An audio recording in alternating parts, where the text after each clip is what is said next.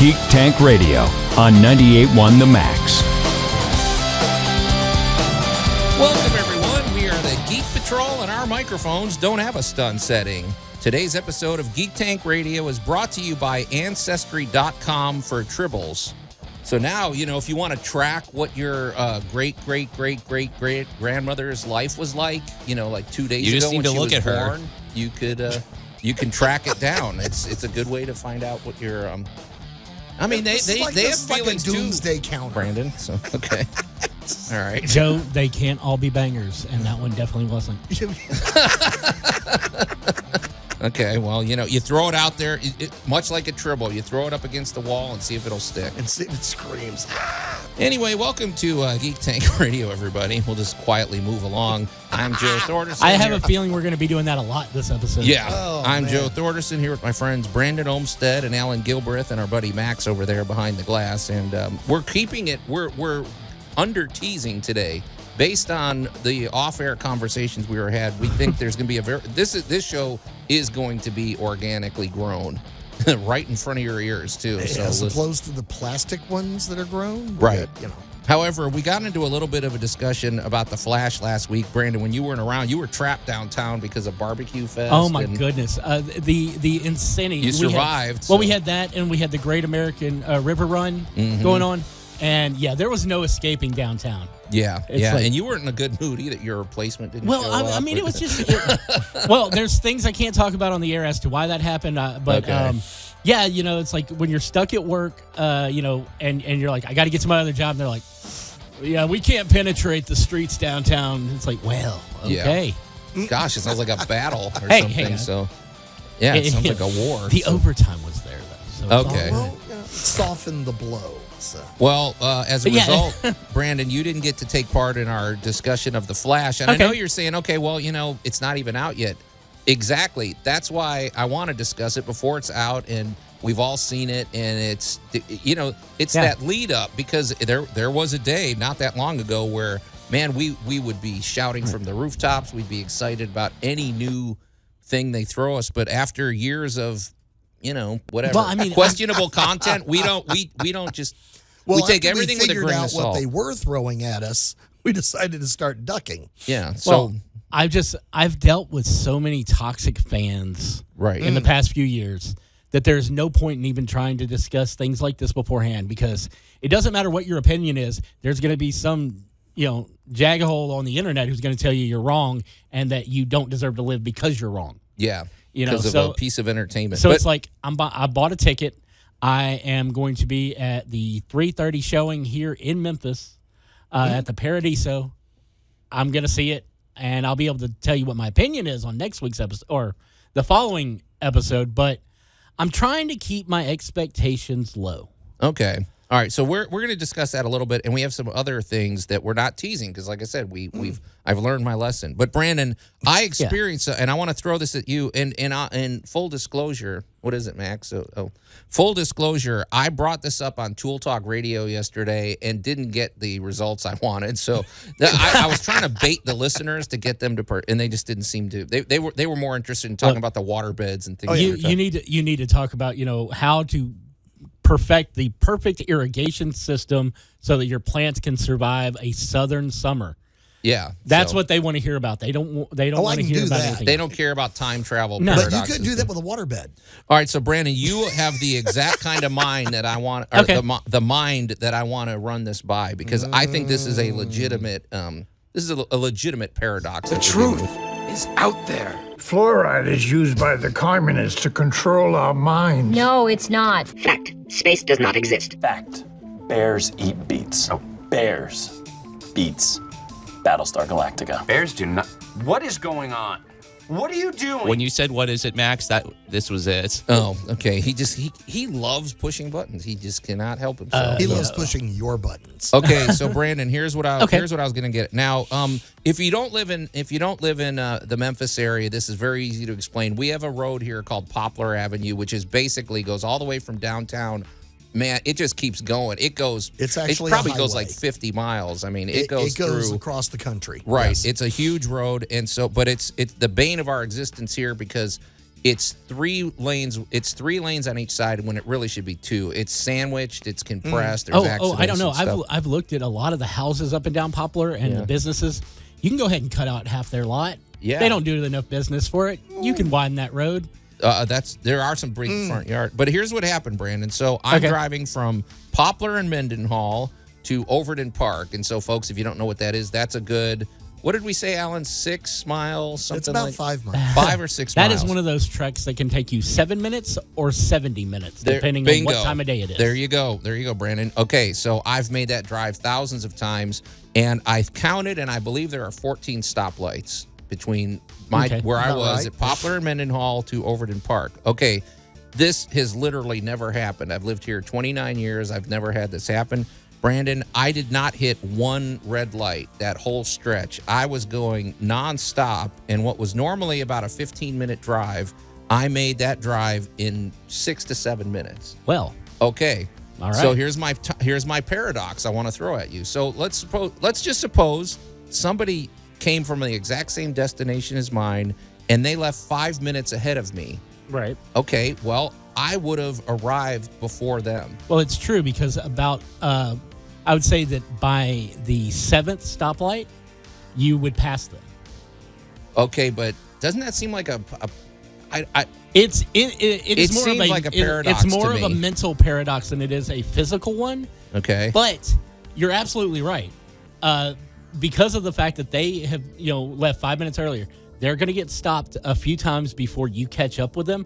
And I would say probably about the 7th light that you get through without getting stopped, they are stopped at that light and about to start as you pass. Do you think there's a sci-fi connection here? I just wonder. I'm trying to make a bigger deal out of this than we should. But the world's a very we like to try to pretend like we can put concrete facts to something, but the truth of the matter is we can't.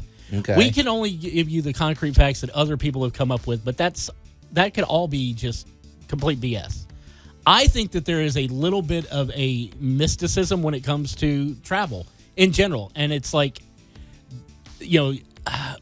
I can explain it better once we have more time. I know we've got to go to commercial here in a minute. Yeah, we're going to take it. Well, I knew this would trigger. But That's the trigger I was looking for. We're going to get to talk about ley lines and everything else. Ley lines Bingo. and the snake bite rule. See, yes, I knew this would work. I knew this was the platform for this discussion. You're listening to Geek Tank Radio. We're going to take a quick break, and we'll be right back. You're listening to Geek Tank Radio on 98.1 The Max. Anyone who tells you it's impossible for a Tribble to wield nunchucks has obviously never seen the front end of Brandon Olmstead's car. The Geek Patrol is back. Yeah, Brandon, what did you tick? You really ticked those guys off. That's a defense mechanism. Those are his allies. I don't know. I mean, so when properly motivated, you can achieve a lot. I got yelled at about salmonella when I was giving weapons to turtles. Might as well give them to furballs. There we go. Well, and you do actually have a alien abduction at your house. At least twice. An entire vehicle dematerialized. It's true. I just imagine like a hood ornament like being weaponized like on a Mercedes, but it's a Tribble and it's like against all traffic. Yeah, a ninja Tribble is just as valid as anything else we talk about. I just put a cow catcher on the front of the Mariner. It works so much. That can be done. So much easier. That can be done. Okay, and Tribbles are hard to train.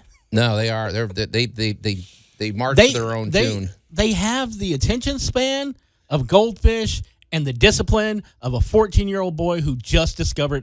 Oh wait, I can't talk about that this Sunday morning. Yeah, let's move along. Okay, now how did we get that much mileage? And then my Tribble, ancestry.com just fell flat. Because nobody really wants to know about the lineage of Tribbles. We just want them out of our hair. And we'll come back don't get them to one after midnight. A minute and a half on that one. And welcome back to Geek Tank Radio, everybody. I'm Joe Thorderson here with my friends Brandon Olmstead and Allan Gilbreth and our buddy Max over there behind the glass. And if you're just waking up, getting your cup of coffee, welcome aboard. However, Brandon, I knew you were the person to discuss this with. As I mentioned, full disclosure, I brought this up on Tool Talk Radio yesterday, and I just didn't get the traction out of it that I wanted. I think there's a lot going on here that is possibly metaphysical. Who knows?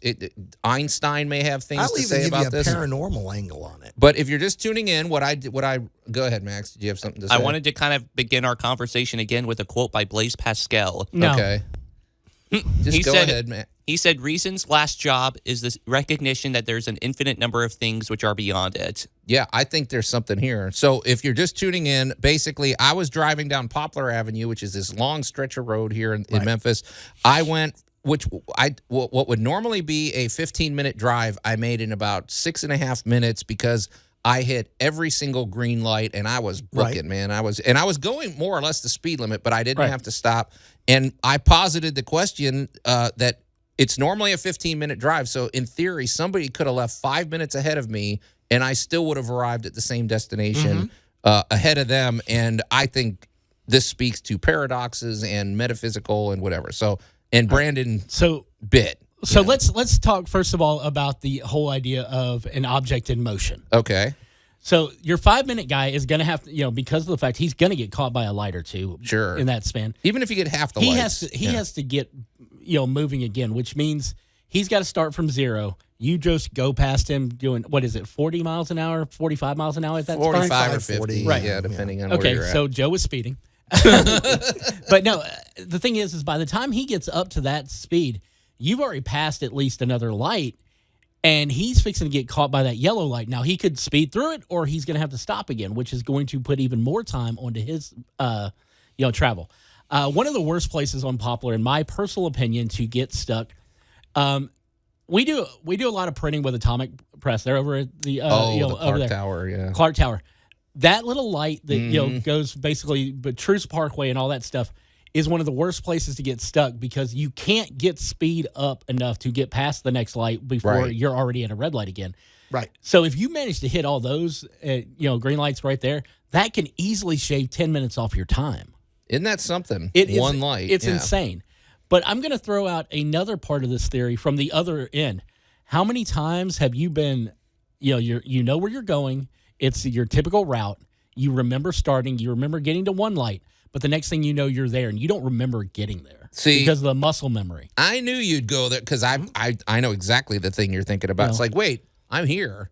I don't even remember the last 5 minutes of my life. Right. Here. It's like you're. So you're saying there is a portal? There has to be, kind of whether you're traveling by ley lines and stuff. It's one what of the is reasons, a ley line? All right, so a ley lines, they are. Allan can do this better than me because he's the scientist and the metaphysicist. I honestly don't know what it is. So he's heard it from all different angles. Now, these are lines of just basic energy that flows through the world. Think of them as energy rivers. Right. Yes.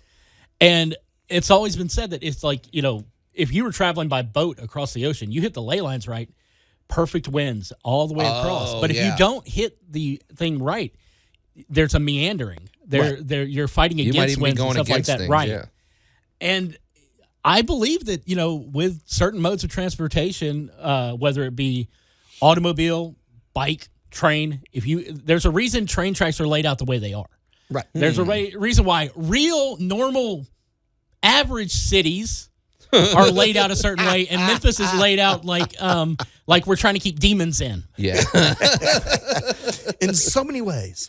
All right, well, I'll throw in the other part. You also have your instinctual pattern. Right. So I drive up and down Germantown Parkway a lot. Right. However, if you're following me for some bizarre reason, with no apparent reason at all, I am going to get in that other lane. Yeah. And then a little later, I'm going to go either back to this lane or over to the other lane. And that is because of years of built-up memories. I know that perpetually there will be that person who cannot figure out how to turn right. Okay. So I'm going to automatically, before I reach that parking lot, I'm going to get in that center lane and bypass all of them. Okay, you know what you just triggered, Allan, because this was an experience. It was really an exciting experience because I kept thinking, okay, at some point I'm going to hit a red light. Right. My impulse was I would start approaching the light and I'm like, okay, it's about to change. And I wanted to start slowing down, but I didn't. But your foot would be prepared. My impulse was to go back to these old habits of because but it didn't, and I play so. I could have contributed to my own demise as far as not legacy making it. thinking could have slowed you down. Yes. Okay. All right. So maybe who knows? So now it's there's a psychological component. There's a and I'm going to give you the metaphysical snake bite rule when we come back. Okay. I mean, I guess we can't make the whole show about this, but I knew we'd get some traction out of this. But what are they called? Not the river. They're ley lines. Ley lines. Okay. All right. Well, we're going to wrap that up, and then when we come back, also we're going to talk about the Flash. You're listening to Geek Tank Radio on 98.1 The Max. Alan Moore just egged my house. The Geek Patrol is back. The guy can't take constructive criticism. Well, I mean, there's birds in his beard. He has eggs on hand. Yeah. Okay. You make him mad, he's going to throw one. Good point. And welcome back to Geek Tank Radio, everybody. I'm Joe Thorderson here with my friends Brandon Olmsted and Allan Gilbreth and our buddy Max over there behind the glass. And we sure don't want to make the whole show about this, but we're getting a lot of mileage out of the conversation I brought up about travel paradoxes going down Poplar Avenue in my car, and about the fact that I made a 15-minute journey in 6 minutes because I didn't hit any red lights or whatever, but. There was a lot of things we've learned, Allan. I don't know. We have. We've learned that shortcuts aren't really short. Okay. Paying attention to traffic flow will get you there easier. Occasionally, you get things timed just right. And then I'm going to throw in one last word on this, and I'm going to call it the snake bite rule. Okay. And the snake bite rule is, out of every group of people you're doing something with, somebody is there to have the worst day ever. Oh, okay. There you go. It's kind of like if you're going to take 10 people for a walk in the woods, one of them is destined to get snake bit. It's one of those weird facts of probability. And if you are having the snake bite drive, AKA you're getting caught by every red light. You can't get around this idiot in this lane, and that person's got you blocked in, and they're not letting you. And you're starting to get the road rage in your gut. You know what? Chillax. Okay. Stop. Because what you're trying to do is wind up spending 10 grand getting your car fixed. Right. Okay. And this is a true story from a million years ago. I was that person going down, and it was Walnut Grove, as a matter of fact, and I was having that day. Yeah. Could not get through anything. And I finally just went, why am I so upset? I'm going to work. What am I in a rush for? What? Yeah. And the thing went, I'm not in a hurry, am I? And I went, no, I'm not. So I completely relaxed and just pulled up to the next light, let the yellow light catch me. And just as I stepped on the brake, the big old truck came barreling through the other side and would have absolutely T-boned me. There you go. And I just went, aha, I got the memo. Thank you. So just bear in mind, sometimes it's your turn in the box. Relax. Don't fight the river. And of course, so now that you're saying this, I'm thinking there's energy fields that are traveling throughout the galaxy, even throughout the streets of our city. Oh, yeah. And if you just know how to relax and jump in, you might be in for an interesting ride. Probability is your friend. And to quote Bruce Lee, be water, my friends. There you go. So when you drive, just chillax. Okay. Well, we got way more, like I said, mileage out of that one than I thought. But Brandon, we're not done yet. Oh, do you have something more you want to add to that? Well, I mean, here's the thing. You want to talk about it. Let's talk about first of all, our friend, the amazing Mr. Robert, and the daycare kids, toys, comics, and antiquity shop. Oh yeah, a treasure house, which you can find anywhere. But have you ever noticed that it's like going there takes forever to get across the bridge to get to the shop and everything else like that. But that same trek, even in heavy traffic, takes about half as long. Coming back, yeah. Coming back. Huh. Okay. And it's It's the same roads.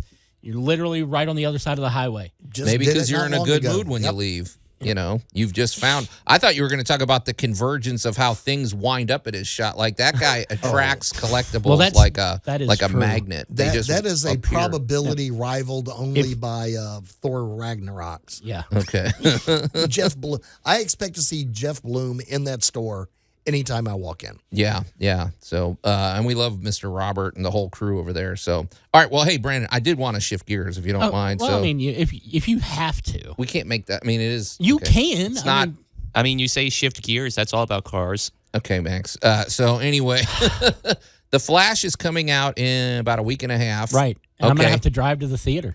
And I mean, I guess what I'm wondering is this to me looks like a lot. What it mostly looks like to me is a lot of fan service, and it looks like they're undercutting their own premise because they told us this was going to be the Flashpoint paradox, which is an alternate past. However, this has given us the whole multiverse type thing. I'm going to and does that work with the Flash? I'm going to call it Flash Gumbo because they threw everything in it. Seeing as how that's what happened with Flashpoint and Multiversity and everything else, and all of that hinged on Barry Allen thinking that it was a good idea to go back in time and save his mom. Correct me if I'm wrong. I thought in the Flashpoint paradox, it's still one Flash, one Wonder Woman, one. It's a different Batman because spoiler, folks, I forgot to tell you, but yeah, you've seen the commercial by now. But this is like how many? So there's two Flashes, a new. All right, so basically, I guess I'm just trying to figure this out. You open it up. Instead of having Kal-El, you have Kara. Zod still comes to Earth. You pull the Keaton Batman. You meet a younger Barry Allen that Barry ends up pulling a Wally on and trying to get him jump started with powers. Mm-hmm. It's it's more of a melding of various comic storylines. I guess that's what I'm wondering. Is this a compelling story, or is it just going to be a lot of fun because there's a lot of flashy things happening on the screen? That's what I guess I don't see a in-depth story here. Maybe I'm wrong. It is the movie that ends the Snyderverse. Okay. I mean, technically, you still got Aquaman 2, which falls into that. But yeah, it's the end of the universe that we have been following since Man of Steel came out. Huh. Okay. Well, what do you think of seeing Michael Keaton back and all? I'm excited to see it, but again, it's more about the fun of the movie than anything else. I don't expect any like deep seated it really moved me or anything like that, because honestly, they already did all that stuff in the Flash TV series. Okay. Well, that was what I was wondering. I'm like, because this seems like it's strictly going to be a movie with content. But then again, I don't know. The Snyder cut of the Justice League had some pretty good moments. That is more of what we need when it comes to things like this. Movie. We have got too many movies out there that are rooted in absurdist fantasy that take themselves way too seriously. Okay. Well, and fans to follow. Well, speaking of absurdist fantasy that take themselves way too seriously, you're listening to Geek Tank Radio. We're going to take a quick break, and we'll be right back. You're listening to Geek Tank Radio on 98.1 The Max. David Hasselhoff's lawyers are waiting outside. The Geek Patrol is back. Allan, you deal with that one. This is all on you, Allan. We know what you said, we know where you were, and we know what you did, sir. But we won't testify. Just remember, I still have the button. There you go. That's between you and Kit. After this, no one's going to be a true survivor. Yeah. So and welcome back to Geek Tank Radio, everybody. That was one of the more obscure ones, but I'm Joe Thorderson here with my friends Brandon Olmsted and Allan Gilbreth, and our buddy Max over there behind the glass. I'm sorry. I should not still be this tickled on that one, but I am.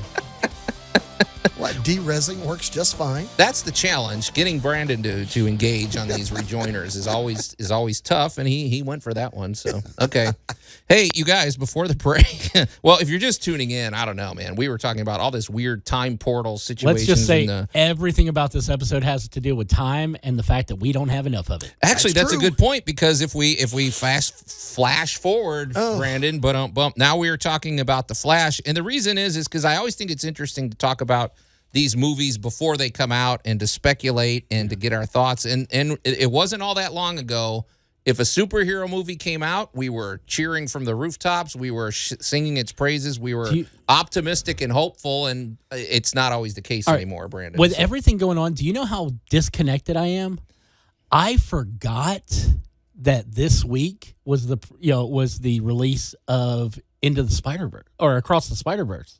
Oh, which okay. I love the first Spider-Verse movie, and I was looking forward to this, but I've been so caught up with other things, prepping for the con. All the stuff going on here in Memphis, for Memphis and May stuff, all the stuff we've got set up for the coming this summer, that I just totally blanked on the fact that I was supposed to go see a movie yesterday. Yeah, that's that movie. Okay, it was an interesting movie, but Brandon, I found it hard to watch in the theaters. I got kind of a headache. The animation style is a little weird. And didn't we watch it in 3D? We did. That's even weirder. So possibly in an IMAX theater. So that just goes to show there's so much content, even we can't keep up with it. We try. I mean, this is bad because I don't want to say, thank goodness there's a writer's strike, because I want these guys to get paid. I want everything to go back to normal, and I want people to get treated for their value, and compensated correctly. But at the same time, it's given me a chance to catch up on stuff that I haven't been able to watch lately. Like I just binged almost everything so far that's happened with Superman and Lois the past couple of days, because all the shows are ended. There's nothing new starting yet. And I just binged, I think, 12 episodes of the show. And this is a show that when the first 2 seasons, I did not miss the day that it came out. Oh, so you were watching it when it came out. Yeah. Okay. I love Superman. I'm sorry. I just do. You just said something. Brandon, sometimes you say something and it triggers a new direct. So let's just say The Flash. We're all going to go see it. Yeah. We have managed expectations, and we'll just report back, I suppose, our findings. But you just said something. So because you're very well versed, I know you and Allan paid attention to these writer strikes. Well, okay, they're on strike right now. If you're a writer, does that mean you suddenly have more or less time to start free thinking? In other words, like maybe you've got this project marinating in the back of your mind.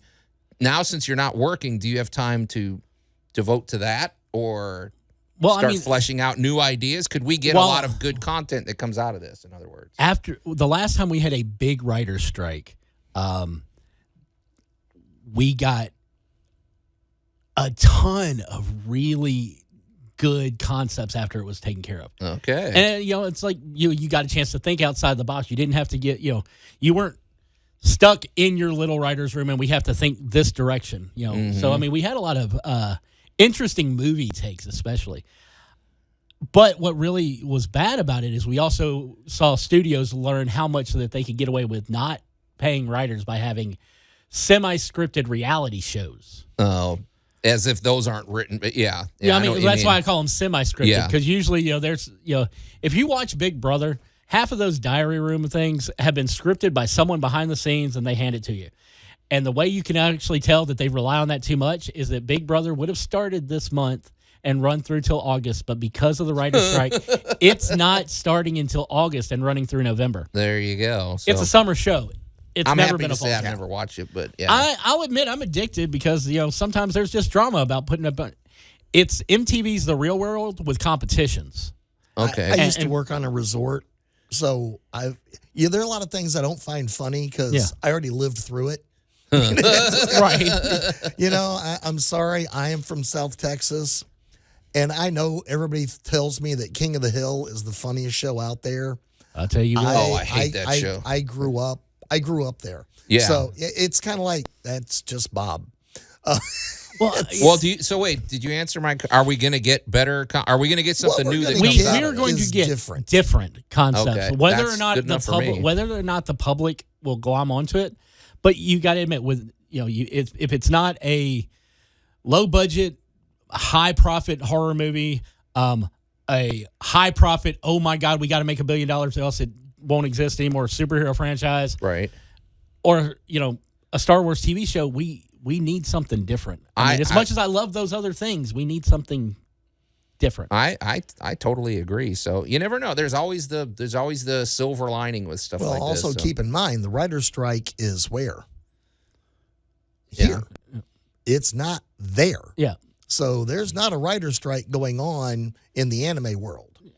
There's not a good writer's point. strike going on in other countries that also produce very good, very interesting content. It's true, but the writers who translate those stories for American audiences are on strike. Yes. So you're going to have to see them in their original format, which I highly recommend anyway.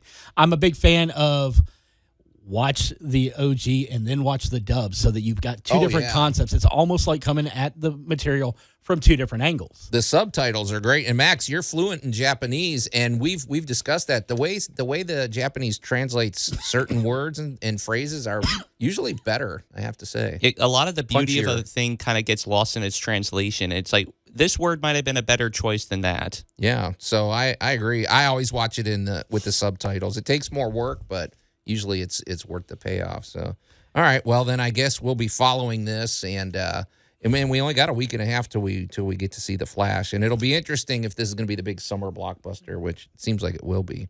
Well, guys, we're out of time. We got to get out of here. So until next week, we are the Geek Patrol, and I am Joe Thorderson. I'm Allan Gilbreth. I'm Maximilian. And I am Brandon Olmsted, welcoming you to Geek Tank. Wait, we already did that.